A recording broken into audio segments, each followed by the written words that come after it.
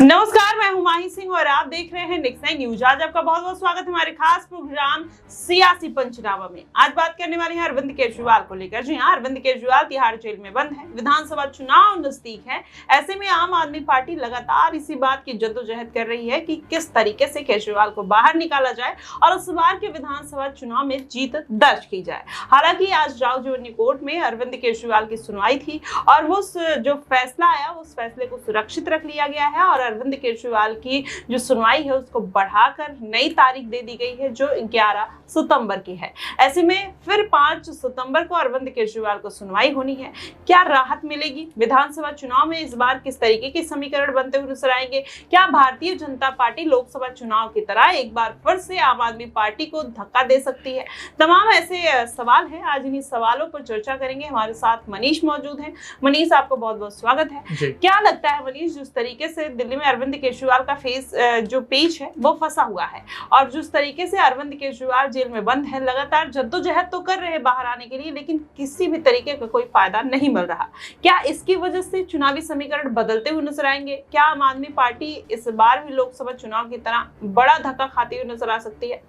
जी बिल्कुल माही, देखा जा रहा है जिस तरह से लोकसभा चुनाव में आम आदमी पार्टी पिछड़ती हुई नजर आई, तो अब कहीं ना कहीं उसी तरह की स्थिति दोबारा से बनती हुई नजर आ रही। विधानसभा चुनाव नज़दीक है और 2025 में जनवरी या फरवरी के महीने में विधानसभा के चुनाव दिल्ली के अंदर होने हैं और ऐसे में देखा जा रहा है कि अरविंद केजरीवाल को यहाँ पर जमानत तो नहीं मिली, लेकिन देखा गया हाल ही में किस तरह से कल ईडी ने अमानतुल्लाह खान के घर पर छापा मारा और उनको वहाँ से गिरफ्तार कर लिया और उनके ऊपर यहाँ पर कार्रवाई जारी है। अब ऐसे में देखना ये दिलचस्प होगा कि अमानतुल्लाह खान जिस तरीके से अचानक यहाँ पर फंसते हुए नजर आए एक बार फिर से ईडी के हाथों, तो क्या उनको राहत मिलती हुई नजर आएगी? और उससे बड़ा सवाल ये है कि यहाँ पर विधानसभा चुनाव शुरुआत होने से पहले क्या अरविंद केजरीवाल जमानत पर बाहर आते हुए नजर आएंगे या फिर उनको अंतरिम जमानत ठीक उसी तरह से मिलती हुई नजर आएगी जिस तरह से लोकसभा चुनाव में 21 दिन के लिए मिली थी और उसके बाद 2 जून को उन्होंने सरेंडर कर दिया था? क्या वही स्थिति यहाँ पर दोबारा उत्पन्न होती हुई नजर आएगी? क्योंकि देखा जा रहा है लोकसभा चुनाव के बाद से भारतीय जनता पार्टी की स्थिति दिल्ली के अंदर काफी मजबूत मानी जा रही है, क्योंकि पिछले लोकसभा चुनाव की तरह ही इस बार भी लोकसभा चुनाव में भारतीय जनता पार्टी ने दिल्ली की 7 सीट पर कब्जा किया और इस बार जो इंडिया गठबंधन के माध्यम से आम आदमी पार्टी और कांग्रेस ने जो चुनाव लड़ा था उसमें भी कहीं ना कहीं दोनों ही पार्टियों को बड़ा झटका लगता हुआ नजर आया। यहाँ पर 3 सीटों पर यहाँ पर कांग्रेस उतरती हुई नजर आई और 4 सीटों पर आम आदमी पार्टी अपने उम्मीदवार उतारती हुई नजर आई और ऐसे में दोनों ही पार्टियों को यहाँ पर बड़ा झटका लगता हुआ नजर आया और दोनों ही पार्टियां कहीं ना कहीं शिकस्त का शिकार होती हुई नजर आई और ऐसे में भारतीय जनता पार्टी जीत दर्ज करती हुई नजर आई। अगर बात की जाए अरविंद केजरीवाल की फिलहाल जो भूमिका है दिल्ली की राजनीति को लेकर, वो कहीं ना कहीं इतनी सक्रिय नहीं मानी जा रही, क्योंकि जेल से वो जितने यहाँ पर ऑर्डर दे सकते हैं, जितनी भी बातें यहाँ पर कह सकते हैं, पार्टी आला कमान को जो भी यहाँ पर एक निर्णय जो लेने की जो यहाँ पर उनकी पावर है वो सब उनके पास है, लेकिन यहाँ पर वो खुले तौर पर यहाँ पर मौजूद नहीं है दिल्ली की राजनीति में। और ऐसे में देखा जा रहा है अब जिस तरह से 17 महीने की सजा काटने के बाद मनीष सिसोदिया जमानत पर बाहर आते हैं, उसके बाद उससे पहले यहाँ पर संजय सिंह को राहत मिलती हुई नजर आती है, तो दोनों ही नेता यहाँ पर पुरजोर कोशिश करते हुए नजर आ रहे हैं कि आम आदमी पार्टी को दिल्ली विधानसभा चुनाव से पहले मजबूत किया जाए और पिछले विधानसभा चुनाव की तरह ही इस बार विधानसभा चुनाव आम आदमी पार्टी के पक्ष में आता हुआ नजर आए। अब देखना दिलचस्प होगा क्या मनीष सिसोदिया, संजय सिंह, आतिशी मरलेना और सौरभ भारद्वाज, साथ ही सुनीता केजरीवाल जिस तरह से आम आदमी पार्टी के लिए तमाम कोशिशें करते हुए नजर आ रहे हैं, क्या उन कोशिशों में कामयाब होंगे या फिर भारतीय जनता पार्टी लोकसभा चुनाव की तरह आम आदमी पार्टी को विधानसभा चुनाव में भी बड़ा झटका देती हुई नजर आएगी? जी बिल्कुल, ऐसे में कहीं ना कहीं आम आदमी पार्टी झटका देगी या नहीं, लेकिन मनीष सिसोदिया जिस तरीके से पूरा दमखम अपना दिखाने का प्रयास कर रहे हैं, पदयात्रा, डोर टू डोर कैंपेन कर रहे हैं और वहीं भारतीय जनता पार्टी के तमाम जो कवायदे हैं उसका कहीं ना कहीं पर्दाफाश करते हुए भी नजर आ रहे हैं। उसका फायदा भी देखने को मिला। संजय सिंह को जमानत मिली, मनीष सिसोदिया को जमानत मिली, अभी जल्द हाल में देखा जाए तो कविता को जमानत मिलती हुई नजर आई। तो ऐसे में स्वाति मालीवाल के मामले में उनके पीए को भी जमानत मिलने के जो पूरे आसार दिखाई दिए और वो भी मिल गई। तो कहीं ना कहीं इससे ये साबित होता है कि आम आदमी पार्टी जिन मुश्किलों में फंसी हुई थी कहीं ना कहीं उससे निकलती हुई नजर आ रही है। बस देर है अरविंद केजरीवाल के जेल से बाहर आने की। लेकिन क्या समीकरण बदलेंगे? वहीं हरियाणा में देखा जाए तो अरविंद केजरीवाल इस बार चुनावी मैदान में उतरने के लिए पूरी तरीके से तैयार हैं।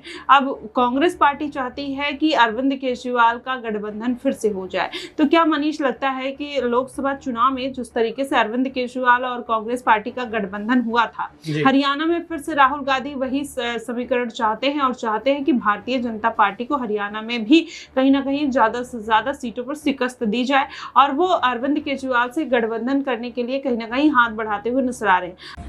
भले ही सुप्रीम कोर्ट से ईडी को बार बार लताड़ मिल रही है, भले ही उनको बार बार चेताया जा रहा है कि आप दुर्भावना से जांच मत कीजिए और सिर्फ जेल में रखना आपका उद्देश्य है, बावजूद इसके आज अमानतुल्लाह खान जो आम आदमी पार्टी के विधायक हैं, उनके घर पर ईडी सुबह सुबह छापा मारने के लिए पहुंच गई। ऐसे वक्त में जब उनकी मदर इन लॉ को कैंसर हुआ है, उनका ऑपरेशन हुआ है, और ऐसा नहीं कि ईडी को इस बात की जानकारी नहीं है, अमानतुल्लाह खान के वकील ने बाकायदा लिखकर उनसे समय मांगा कि उनकी सासू माँ की तबीयत खराब है, कैंसर हुआ है, ऑपरेशन हुआ है, उनको कुछ दिन के लिए आप समय दें। ये मामला क्या है, आपके लिए जानना बहुत जरूरी है। जिस मामले में ईडी सुबह सुबह इतनी सक्रियता के साथ धावा बोलने लगी, दरअसल 2016 में सीबीआई ने एक मामला दर्ज किया। 6 साल की लंबी जांच के बाद सीबीआई ने कहा अमानतुल्लाह खान ने कोई रिश्वतखोरी नहीं की, किसी भी प्रकार का आर्थिक अपराध नहीं किया, उनको गिरफ्तार भी नहीं किया सीबीआई ने।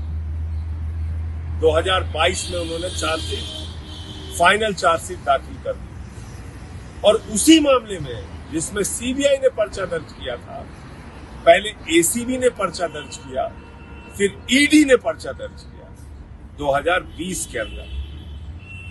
और मजेदार बात यह है कि एसीबी ने अमानतुल्लाह खान को गिरफ्तार भी किया।